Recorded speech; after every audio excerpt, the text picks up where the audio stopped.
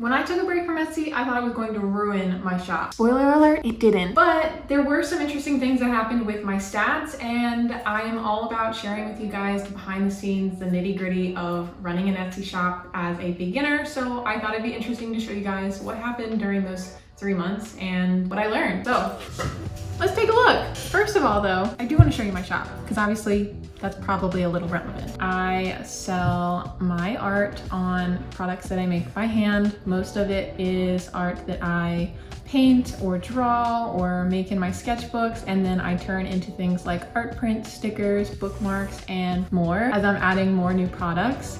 And I even have a few digital downloads. That is originally what I started off doing with my shop. I tried selling my art as digital download wall prints and no one was interested. Turns out they like my physical products better. So I said, hey, okay, let's run with it. And then I hit a wall. I bet if you're here right now, you're probably in a similar situation and you know what it is like to be burnt out as an artist. That's what happened to me after 5 months of basically nonstop grinding on my shop, working every month to add not just new art, but new types of products, learning how to ship new things. And I just needed a break. I didn't even want to take a break. I just gave up.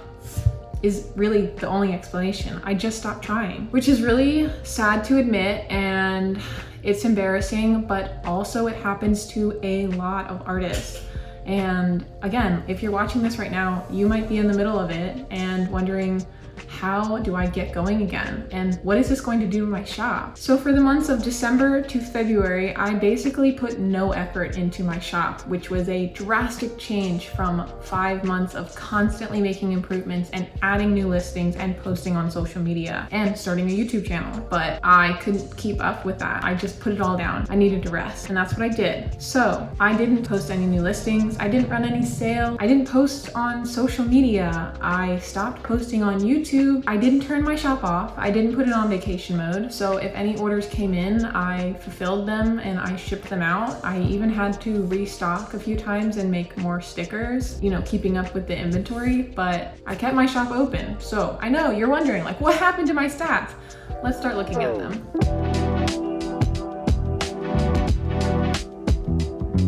So first up here, I have the 3-month total look at my shop. So I took my hiatus from December to about the end of February. I started posting again in the end of February because that's when my birthday was. So I did run one sale with absolutely no lead up promo, and we'll get to that. But first, this is just an overview of what my stats look like. I was really pleasantly surprised to see that I didn't really lose many monthly visits. December obviously is going to be higher. It's the Christmas season. I honestly probably could have had it be much more successful if I had kept up with my shop that month. But seeing 501 visits in January and 537 visits in February to me was great. Once you get to the orders, again, kind of surprising here that I didn't see a big dip in orders. December had 8. January had 6 and February had 10, again, helped by that sale that I'll talk about later. Where you really see a difference is the revenue. So December, I made $128.66. January, only $28.86, and February was $104.29. So December was helped by the sale of some of the Christmas items, things like greeting cards and Christmas gift tags that people were buying. January, I think I really only had like stickers that people were selling. Like I wasn't selling any art prints or, you know, many bookmarks. It was mostly just my stickers, which are my cheapest products, which is not a problem. I love my stickers. They are by far my most popular products, but it's interesting to see the difference in the orders versus revenue for those months, and February was more of a mix of things. Looking at each of these individually, I think shows you a little more interesting statistics. So December, you can see, this was what I was so curious about. The number of visits that I got really didn't change too much over the entire hiatus that I took. You know, I was still getting like a dozen visits every day, roughly. You know, if we're just ballparking here, you can see there's always going to be a bit of a variance. And then here on February, you can see keeping steady, and then it did spike at the end of the month a little bit with the sale that I ran for my birthday, which was on the 25th of February. So cool stuff here. I was really pleasantly surprised. That was my biggest fear, I think, with taking a break, was worrying that I was gonna lose out on visits. I basically didn't do anything with my shop these few months, and I got over 1,500 views. Like, that's amazing. All my hard work for the 5 months leading up to this was worth it. And those views, they did convert into orders. So let's look at each month. December, you would expect most of the orders would be in the beginning of the month. Wrong. I had some in the beginning that were the end of the Cyber Week sales. I had a few in the middle that were last minute Christmas sales, and then 2 at the end of the month. I think those were my printable digital download calendars. And for January, it was just kind of random. I had 2 orders in one day. I was like, how did that happen? You know, like, where'd you guys come from? I was busy hibernating, like, okay. And then for February, again, with just the random orders here and there, and then seeing more at the end of the month, thanks to that sale that I ran. But again, just, you know, some days there were just 2 orders, which is, to me, really incredible. As a beginner, you see so many videos of people talking about how successful they are, and they're getting, like, you know, a couple orders every day. That's not realistic. It's not. This is much more realistic of what you're gonna see as a beginner in your first year after a few months on Etsy. You're gonna get a few orders a month. And I'm really thankful for all of these orders. And especially these ones. Like I said, when I was taking this hiatus, I thought I was gonna get none. So the fact that over these 3 months, I got 24, I feel really insanely lucky.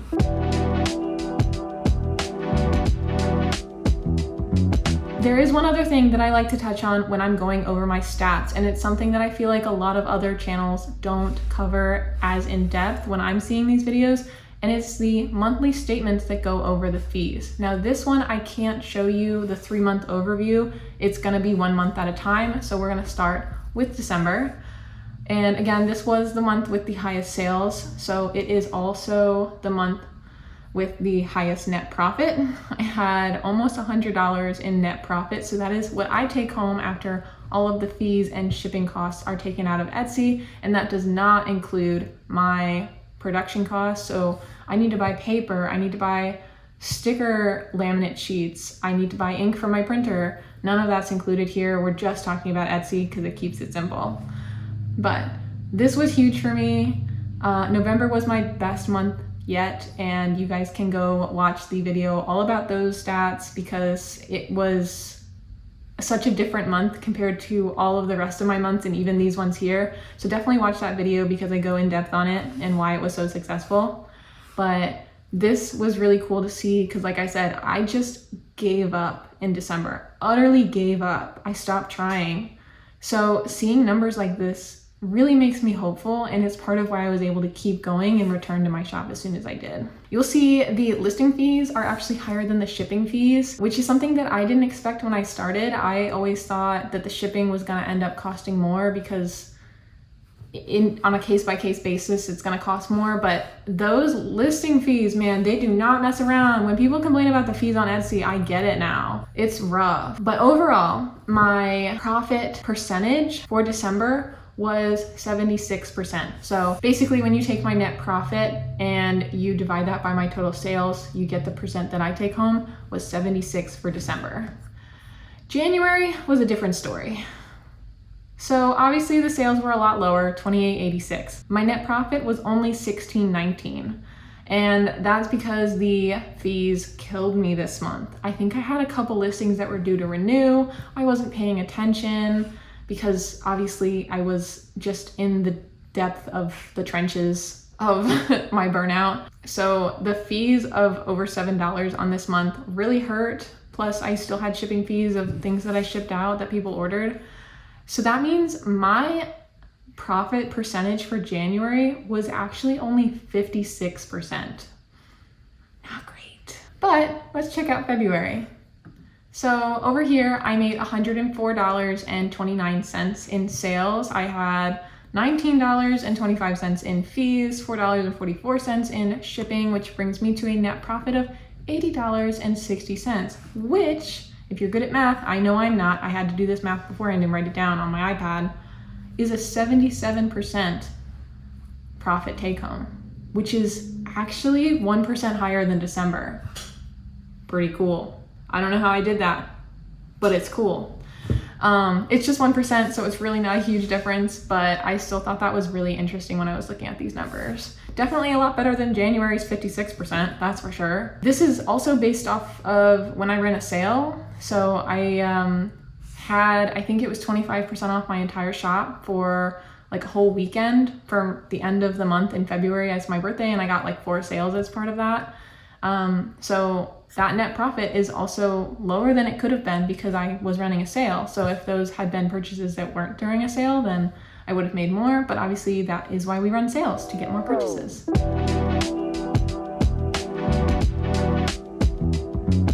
Stats are cool and stuff, right? But I personally just want to chit chat a little bit, have a little girl talk, and I want to tell you a little bit about what I feel like I learned from my hiatus, hibernation, mental health break, whatever you want to call it, whatever you're going through. Hopefully these lessons can help you feel a little bit better. So first up, your shop will not wither away and die. That is what I thought when I first gave up on my shop and just left it alone for 3 months. I thought, oh my God, this is it, all my hard work, I'm gonna lose it. No. It's gonna be so okay. I so promise your shop is not going to just completely collapse. You're not gonna lose all of your traffic. All of your hard work and the tags and the research and the descriptions and everything that you've put into your shop won't go away. It'll wait for you, and that's okay. So take your break if you need it. Your shop will wait for you. Second, I would say the hardest part is definitely just trying again. Like, that sounds so dumb. It sounds so simple. Just picking up where you left off is the hardest part. Like, you lost so much momentum and you don't know where to start. You don't know how to explain it. How much detail do you want to give? Do people care? And honestly, people don't care why you took a break. They just care that you're back. They're gonna be excited to see you. So whether that means posting on social media, making YouTube videos again, or just putting new listings on your shop, people are gonna be excited to see it. You don't have to give this like grand explanation of like this, I'm so sorry, I took a 3-month break. It's okay. It's okay. Just welcome back. The third lesson I would say is that if something is a flop, let it flop. Don't try and keep a flop alive. And if I had learned that lesson way earlier, I would have turned off the automatic listing renewals for a lot of my digital downloads, and they wouldn't have automatically renewed in January and ruined my net profit percentage with all of the listing fees that I had that month, because a lot of them were just due to renew. It had been a few months since I originally published them. Absolutely no one was buying them. No one was even looking at them.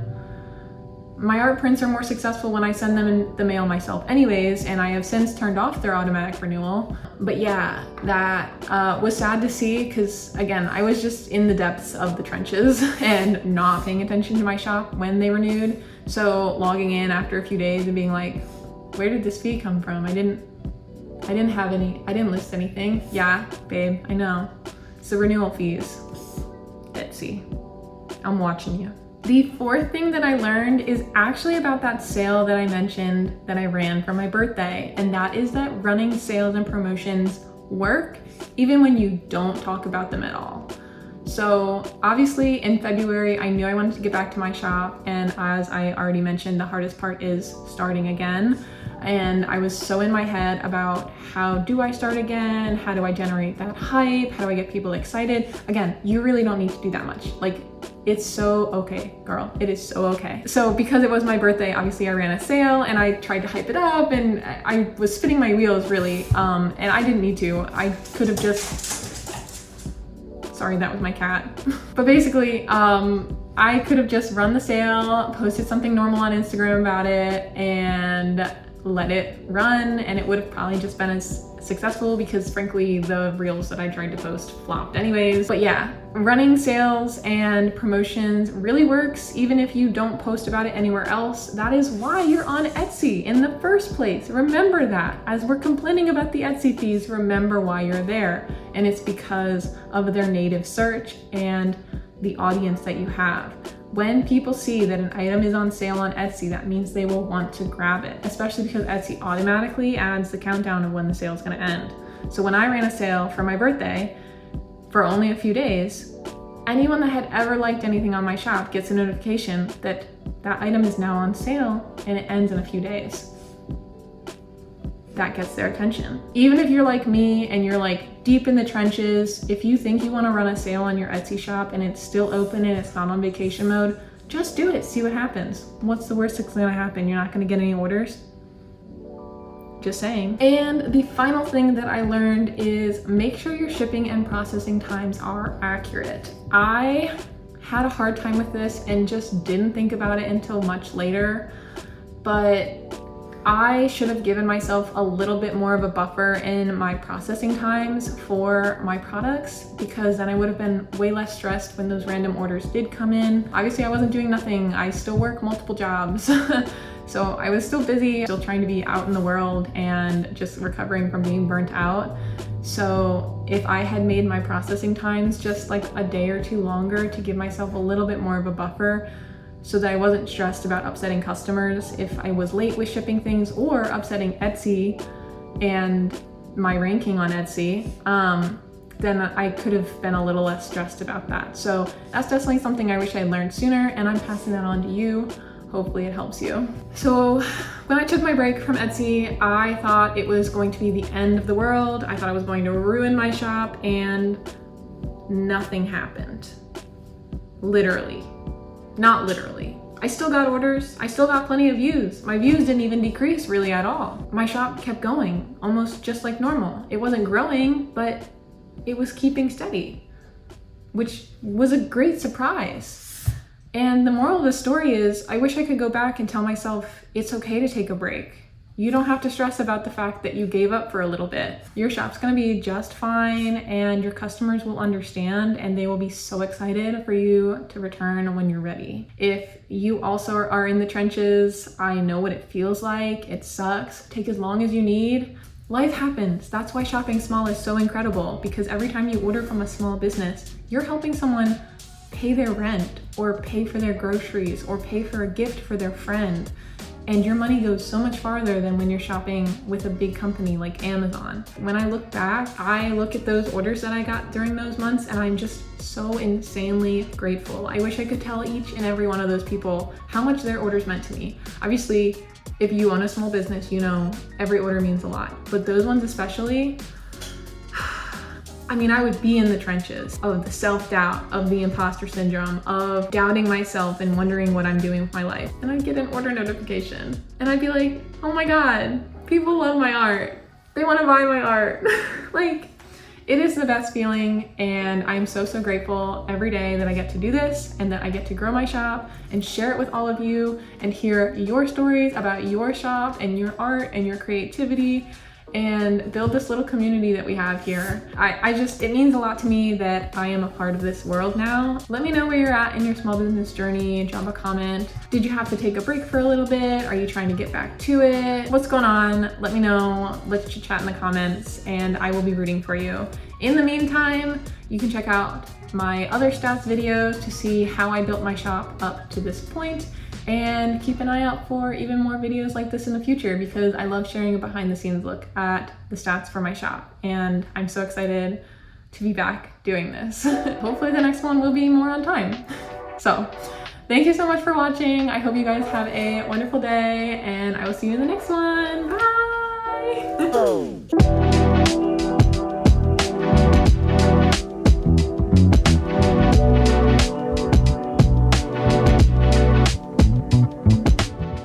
Net positive. That was my cat. Hi, baby.